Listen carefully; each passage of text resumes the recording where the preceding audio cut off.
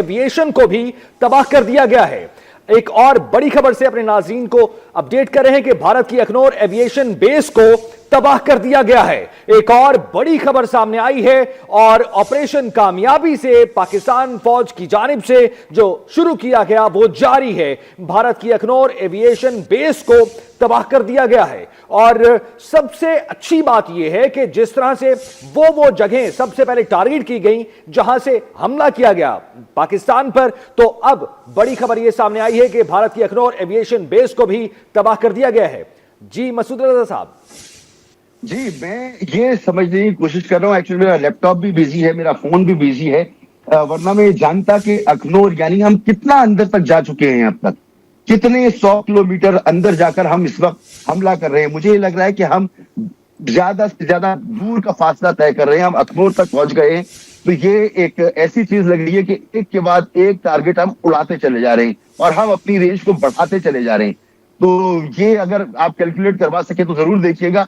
और मैंने कहा ना 12 बजे तक तो एयरफील्ड हमने बंद की हुई है, तो 12 बजे तक तो इंशाअल्लाह ताला मुझे लगता है कि अब ये नजर आएगा जिस तरह से ये हमला चल रहा है। और देखिए, मैं ये बताना चाह रहा था कि हम बात कर रहे थे गोदी मीडिया की।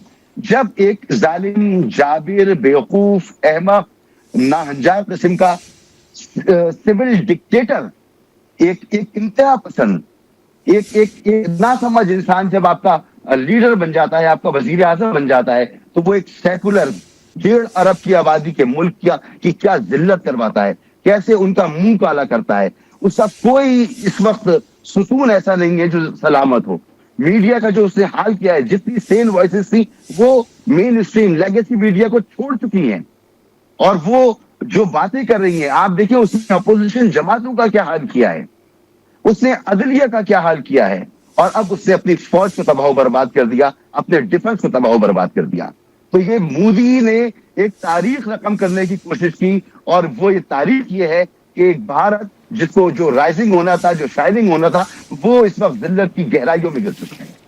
बिल्कुल, और दुनिया भी देख रही है। जिस तरह से DGISP ने कहा था जब हम हमला करेंगे तो दुनिया भी देखेगी। तो मसूद रजा साहब, अभी हम थोड़ा सा डिस्कस कर लेते हैं कि जो सिचुएशन करंट चल रही है इसमें जो भारत का बॉर्डर है वो किस किस जगह पर इंगेज है, क्योंकि एक तरफ चाइना के साथ भी वो इंगेज है, वहां पर भी उनको प्रॉपर फौज चाहिए। बांग्लादेश वाली साइड भी अब वैसी नहीं रही जैसे पहले थी, और फिर पाकिस्तान के साथ भी। तो ऐसी सिचुएशन में क्या भारत मुतहम्मिल हो सकता था ऐसी हरकत का? 26 आजादी की तहरीकें जो भारत के अंदर चल रही हैं, वहां पे भी भारत को फौज चाहिए। भारत कोई मजबूत कुछ नहीं है, वो एक उसके दरमियान बहुत से कौमें, बहुत से हिस्से फंसे हुए हैं जो आजादी के मुंतजिर हैं।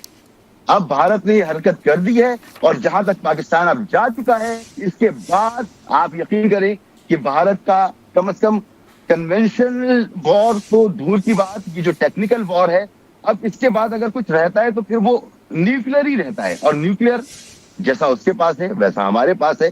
तो इतनी तबाही बर्बादी शायद वहां की जो सेन लोग हैं, वहां की जो ऑपोजिशन है, वहां जो आर्मी में वो लोग हैं जो समझते हैं कि भारत क्या हरकत कर रहा है, वहां पे सिविल एडमिनिस्ट्रेशन में जो लोग हैं, वहां की अदलिया में जो लोग हैं, हो सकता है कि अब वो सामने आए और उनको सामने आना चाहिए अगर उन्होंने भारत को बचाना है, सेव करना है। वरना मोदी ने भारत को हिंदुत्व के जरिए एक समझ लें कि उसकी कब्र में उतार दिया है और अब कोई चारा इसके अलावा नहीं है कि मोदी को वहां से फारिग किया जाए। अच्छा मसूद रजा साहब, जिस तरह से भारत का ये मौकिफ था कि हम बहुत बड़े हैं, हम बहुत स्ट्रॉन्ग, हमारी मिलिट्री है, बहुत स्ट्रॉन्ग हमारा डिफेंस सिस्टम है, भारत का गुरूर तो खाक में मिल गया है। देखिए, न्यूमेरिकली बड़ा होना कोई बड़ा होना नहीं है। आज की जंग वो जंग नहीं है जिसमें फौजें आमने सामने होती थी। आज की जंग वो नहीं है जब जहाज आमने सामने डॉग फाइट किया करते थे। अब DVR का जमाना है, बियॉन्ड विजुअल रेंज का जमाना है, और आज हम अपने घर में बैठे बटन दबा दबा कर इनको मार रहे हैं। हमारे फौजी सरहदों पर जरूर हैं, वहां पर गोलाबारी जरूर कर रहे हैं, वहां पर शहादतें भी नोश कर रहे होंगे, लेकिन असल जंग कहां हो रही है? ठंडे कमरे में बैठकर। हम ठंडे कमरों में बैठकर इन पर मिसाइल मार रहे हैं, हमारे जहाज वहां पर जा रहे हैं, वो हमला कर रहे हैं। तो आज की जंग वो जंग है ही नहीं।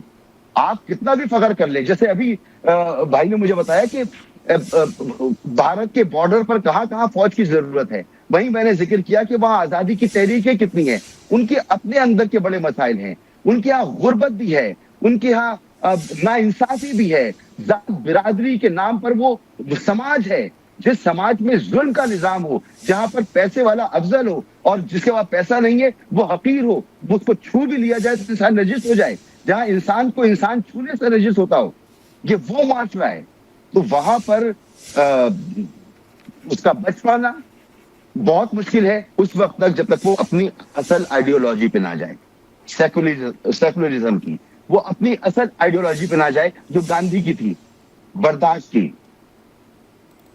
अदम बर्दाश्त का भारत दुनिया को कबूल नहीं होगा। जी अच्छा मसूद रजा साहब, जिस तरह से इनके सिस्टम को नाकारा बनाया गया है, साइबर हमले भी किए गए और ड्रोन जो हैं वो घंटों घंटों 3-3 घंटों से वो भारत में उड़ रहे हैं, और जबकि पाकिस्तान की जानिब भारत ने ड्रोन हमले किए थे तो पाकिस्तान ने साथ साथ ही वो सारे ड्रोन जो हैं वो नाकारा बना दिए थे। तकरीबन 77 ड्रोन ऐसे थे जो पाकिस्तान ने मार गिराए थे। कितनी बड़ी अचीवमेंट है पाकिस्तान के लिए। देखिए, आप पहले वक्त से देखें, पहले हमले से देखें कि पाकिस्तान की जो टेक्नोलॉजी का एज है वो एज भारत में कहीं नजर ही नहीं आया। इवन उनके पास टेक्नोलॉजी है भी तो वो उसका इस्तेमाल करने के काबिल नहीं है। ये तो हमारे पहले हमले में साबित हो गया जब हमने उनके 3 राफेल और 2 और मजीद जहाज, 5 जहाज और न जाने कितने। आप हमारे साथ मौजूद